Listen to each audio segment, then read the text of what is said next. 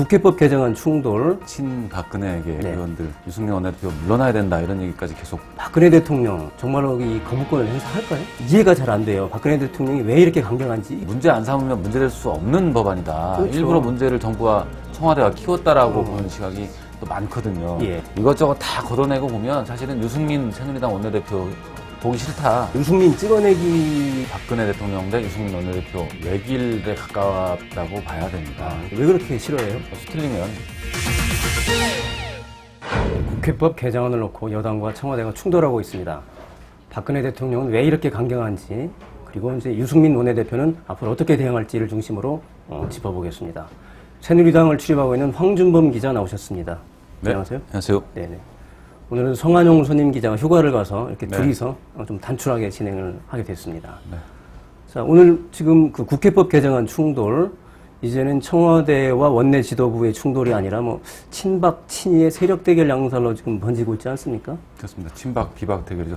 어제, 오늘 계속 그 이른바 이제 당내 친박근혜에게 의원들, 어제는 뭐 포럼도 열어가지고 저 정부로부터 이제 이거 위헌이다 이런 얘기를 듣고, 그래서 이제 그 유승민 원내대표 물러나야 된다 이런 얘기까지 계속 어제 오늘 계속 하고 있거든요. 그런데 이제 오늘 수요일 아침에 최고위 또 최고위원 중진 연석회의가 열렸는데, 여기서 이제 이름하여 이제 비박근혜에게 이재호 의원, 또 정병국 의원, 다 중진 의원들이죠. 이분들이 나와가지고 유승민 원내대표를 엄호하면서 친박계의 그런 최근 행태에 대해서 좀 강하게 비판했죠. 어떻게 이 상황에서 협상을 잘했으면은 유 원내대표를 우리가 보호를 해줘야지. 그리고 우리가 다 같이 결정행동을 해놓고 왜 책임을 저쪽으로 떠넘기냐 이런 얘기를 했죠. 네. 그러면은 박근혜 대통령 정말로 이 거부권을 행사할까요? 박 대통령이 워낙에 원칙을 강조하는 분이죠. 그리고 뭐 그걸 표방을 하죠. 그래서 월요일 날 도저히 국회법 개정안은 정부로서 받아들일 수 없다. 사사건건 국회가 시행령 고치라고 요구하면 발목 잡힌다. 그래서 받아들일 수 없다라고 했습니다. 그럼 그 원칙 평소 스타일로 본다면 거부권 행사까지 가는 수준으로 볼 수가 있죠. 그렇지만 뭐 지금 여러 가지 변수들이 생겨서 아직 상황은 좀 유동적이라고 봐야 될 것 같습니다. 변수가 여러 가지 텐데 한다면 언제쯤 할 가능성이 있습니까? 한다면 원래 이제 정부로 법안이 국회에서 성부가 되면 그 날로부터 15일 이내에 이제 대통령이 이거를 의결을 해서 법안으로 확정을 하거나 아니면 국회로 되돌려 보내거나 거부권 행사죠. 그 선택의 그 여유가 있습니다. 그런데 애초에 정의화 국회의장이 이 법안을 보통 이제 이번 주 금요일 정도에 보낼 예정이었는데 조금 여야 또 정치권에 시간을 주는 의미에서 좀 또 미뤘어요. 한 12일 정도에 보낼 걸로 예상이 됩니다. 그러면 그로부터 또 15일간의 시간을 좀 벌게 되는 거죠. 앞으로 그러니까 거꾸로 말하면 앞으로 일주일 열흘 정도의 시간이 추가되는 상황입니다. 상당히 여유가 있네요. 그러니까 국회에서 이제 본회의를 통과하고 난 법안에 대해서 국회의장 명의로 청와대에 이제 송부를 해야 되는데 정부에 송부하죠. 그 기간은 없나 보죠? 그거는 딱 정해진 법에 그게 없습니다. 관행상 보통 한 1, 2주 안에 보내왔는데 그 시간을 좀 늦추겠다는 거죠. 그렇죠. 그러니까 일주일로 잡으면 지난주 금요일에 통과가 됐으니까 이번 5일 금요일에 보내는 게 보통의 관례였을 텐데 거기다 플러스 일주일을 한 거죠. 정의화 국회의장이 좀 시간을 늦춰서 여당과 청와대 사이에 좀 완충지대 그 구실을 하는 셈이군요. 그렇죠. 여야 간에도 또 한번 차분하게 생각 좀 해봐라. 이런 요구하는 측면이 있습니다. 그러면 박 대통령이 거부권을 행사하지 않을 가능성도 남아있는 거 아닙니까? 않을 가능성은 크게 한 두 가지 정도로 보입니다. 우선은 정의화 의장이 시간을 줬고, 물론 이제 시간을 준다고 그 사이에 무슨 일이 벌어지지는 않을 것 같습니다. 근데 그만큼 여야 간에 지금 이제 논란이 되는 이 국회법이 강제성, 정부가 반드시 따르도록 한 거냐, 이걸 가지고 좀 논란이 있는데 서로 좀 시간을 가져봐라 이런 거기 때문에 여야가 만약에 좀 좋게 협상을 해서 맞다, 그럼 강제성은 없는 걸로 보자라고 합의해서 청와대에다가도 이거 강제성이 우리가 없는 거라고 본다라고 하면 대통령의 거부권까지 갈 필요가 없죠. 또 하나의 경우는 다른 이제 외생 변수인데, 지금 아시다시피 뭐 여러 메르스 등 여러 상황이 있으니까 여러 정치적인 상황과 이 여론 이런 걸 고려해서 대통령 스스로가 그럼 좋다, 거부권까지는 안 가겠다 할 가능성도 이론적으로 있습니다. 야당이 그런데 야당이 법을 만들어 놓고 강제성이 없다 이렇게 야당이 하게 되면 야당이 사쿠라 야당 소리를 듣게 돼요. 그래서 제가 보기에는 그럴 야당에서 뭐 유승민 원내대표하고 야당하고 뭐 야당에서는 유승민 원내대표에서 좀 안타깝게 생각하는 분들도 있지만, 그렇다고 강제성 없다 이렇게 말해야 할 가능성은 없어 보이고요. 다만 이제 그 메르스 사태 지금 대통령이 지금 메르스 사태가 심상치 않은데 국회법 정쟁만 부추기느냐 이런 지적이 있기 때문에 그건 좀 변수가 될 수 있겠군요. 그렇죠. 예, 예. 근데 그 이해가 잘 안 돼요. 박근혜 대통령이 왜 이렇게 강경한지. 이게 지금 당장 현실화될 가능성도 없고 그래서 일부러 좀 하는 것 같다는 인상을 지을 수가 없는데 왜 그럽니까? 사실 국회법 개정안 뭐 헌법학자들이나 여야 간에 여러 그 논란이 있고 찬반이 있지만 정치권에서 볼 때는 이거 문제 안 삼으면 문제될 수 없는 법안이다. 그렇죠. 일부러 문제를 정부가 청와대가 키웠다라고 보는 시각이 또 많거든요. 왜냐하면 국회가 정부에다 시행령 수정을 요구하려면 여야가 상임위에서 합의를 해야 되잖아요. 여당이 합의 안 해주면 그리고 지금 국회 선진화법 때문에 합의 없이 그대로 밀어붙이기도 어려워요. 그렇기 때문에 사실 이게 일어날 가능성은 매우 낮다고 봐야죠. 그렇죠. 예. 왜 그러는 거죠, 그런데? 대통령은 우선 아까도 말씀드렸다시피 우선 항상 늘 원칙을 강조해 왔기 때문에 그 선에서 일단 그 논리적으로 대통령의 그 행보에 맞죠. 일단 그 조건이 있는데 이것저것 다 걷어내고 보면 사실은 유승민 새누리당 원내대표 보기 싫다. 이참에 좀 뭐 끌어내리든지 아니면 완전히 길을 죽여버리든지 이런 의도밖에 없다라는 게 정치권의 다수의 해석입니다. 그러니까 결국 유승민 찍어내기다 이렇게 단순화시키자면 그럴 수도 있다는 얘기네요. 그런 의도가 상당히 있다고 많이들 보고 있습니다. 네. 결국은 지금 청와대와 여권이 권력투쟁을 하는 거 아닙니까? 사실은.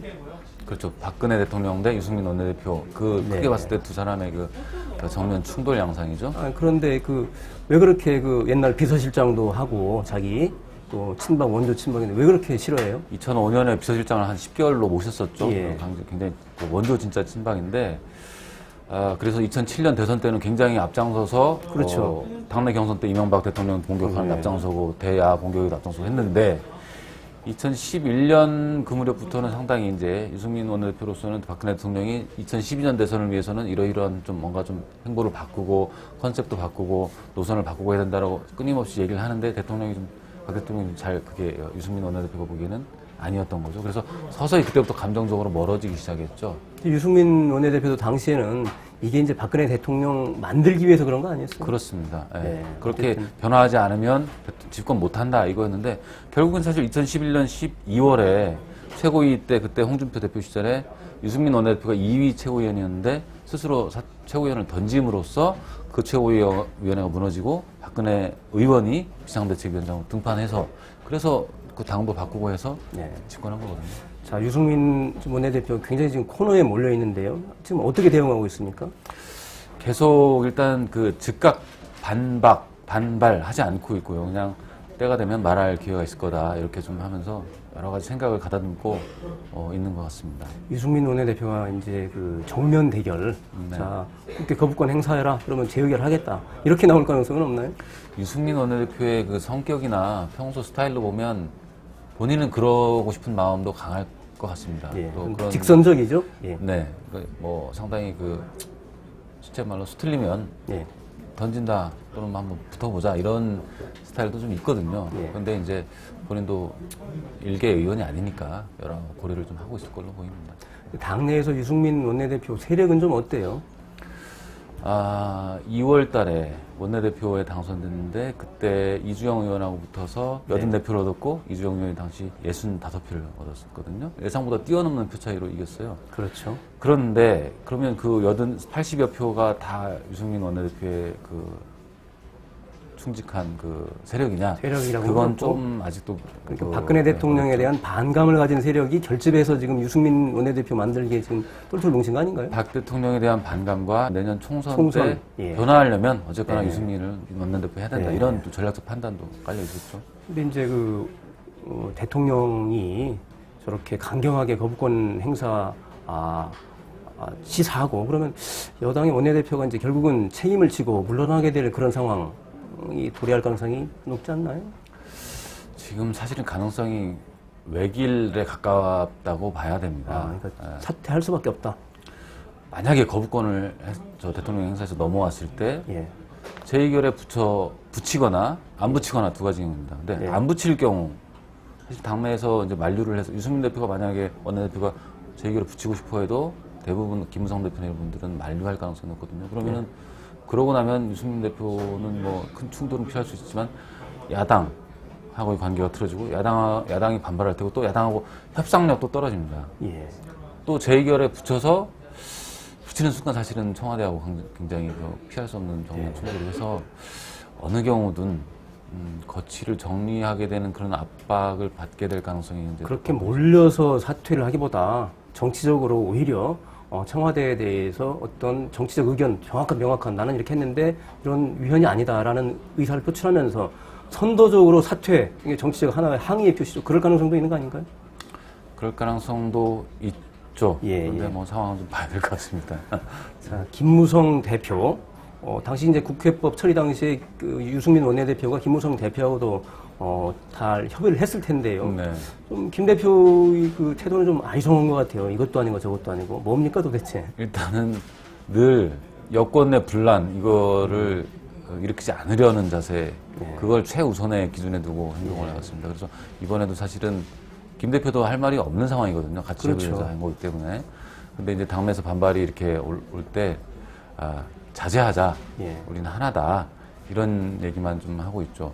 청와대하고 아마도 대통령이 이제 14일 날 출국을 하는데 미국 순방 때문에 그 전에 직접 방문을 하고 청와대를 가거나 아니면 어떤 요로를 통해서 어떤 좀 청와대에도 메시지를 전할 가능성도 있죠. 최고위원들도 좀 이상한 것 같아요. 당시에 그 협상안에 대해서 최고위라든가 의총에서 추인을 받은 거 아니에요. 근데 뒤늦게 와서 이게 문제가 됐다 이렇게 하는 좀 밖에서 보면 잘 이해가 안 돼요. 지금 유승민 원내대표한테 문제를 삼고 이거 위헌이다 하는 분들 중에 지도부에 있는 분들 중에 28일 밤, 29일 새벽에 협상해서 가져왔을 때 그 자리에서 어떻게 이렇게 협상을 잘 만들어왔냐 이런 분도 있었고 그렇죠. 그리고 또 내가 보기엔 문제 없다라고 했던 분도 있어요. 근데 그분들이 지금 문제 삼고 있는 거예요. 명분은 뭐냐면 그렇게 통과되고 난 뒤에 5월 1일 국회법, 다른 국회법이거든요. 비슷한 취지의 국회법을 국회 운영위 소위원회에서 논의할 때 그때 이미 위헌성이 지적이 있어서 그대로 보류시켰다. 이런 게 뒤늦게 이제 언론 보도를 통해서 나왔다. 그러니까 이런 게 있었는데 우리는 그때 몰랐지만 이렇다면 문제다. 이렇게 이제 명분을 삼고 있는 거죠. 청와대에서 대통령이 한마디 하니까 그런 소신보다는 청와대 눈치 보기 아니에요. 결국 그렇게밖에 해석이 안 돼요. 그리고 지금 친박계라고 하는 이장우 의원이라든가 노철래 의원 이런 분들은 지금 유승민 원내대표 사퇴하라고 요구하고 있는데 그 국회 속기록 보니까 이때 이분들이 국회법 개정안을 찬성 표결했더라고요. 그러면 자기 손으로 찬성 표결 해놓고 거기에 대해서 원내대표 물러나라. 이게 좀 말씀드렸다시피 그러니까 29일 통과될 때는 그냥 새벽에 깊이 생각하지 않고 했을 수 있어요. 근데 그 뒤에 이제 문제가 된 거고 겨우 이제 5월 1일 그 전에 거든 몰랐다가 명분 삼는 건데 사실은 유승민 원내대표가 평소에 좀 싫었던 게 이제 같이 좀 표출이 되는 거라고 봐야 될 것 같습니다. 그리고 대전 충청권 의원들 중에는 이완구 총리 사태 때 이제 물러나게 될 때 왜 당 지도부가 보호해주지 않았는가라는 불만을 항상 가지고 있었거든요. 그거에 대한 것도 좀 깔립니다. 아니 이해는 돼요. 그러니까 유승민 원내대표 싫으니까 그럴 수 있는데 그렇다면은 자신의 표결에 대해서 최소한 나도 했는데 이 부분에는 나도 좀 반성을 한다. 그런 표시는 해야 되는 거 아닌가 싶어요. 그렇습니다. 그런 게 없으니까 그래서 이제 유승민 찍어내기다라는 해석이 나온 거죠.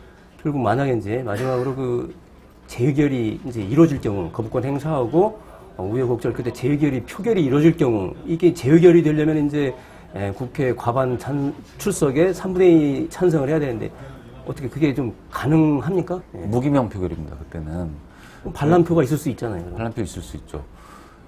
29일 날 표결할 때 새누리당에서도 한 80명 안팎으로 찬성표를 던졌었거든요. 꽤 있었죠. 그런데 이제 물론 이제 이거 여론이 어떻게 가느냐에 따라서 의원들도 눈치를 볼 거고 특히 또 새누리당 의원들이 그 당청 정면 충돌을 좀 회피하는 그런 성향이 있어서 표결 결과는 좀 장담하기가 어렵습니다. 네. 자, 메르스 사태가 심상치 않습니다. 박근혜 대통령이 뒤늦게 긴급 회의를 여는 등 부산을 떨고 있습니다만은 그동안에는 메르스 사태보다 국회법 개정안에 대해서 박근혜 대통령이 훨씬 더 크게 보지 않았나 이런 생각이 듭니다.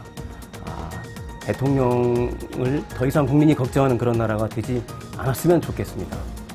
정치 토크 오늘 여기까지 하겠습니다. 감사합니다.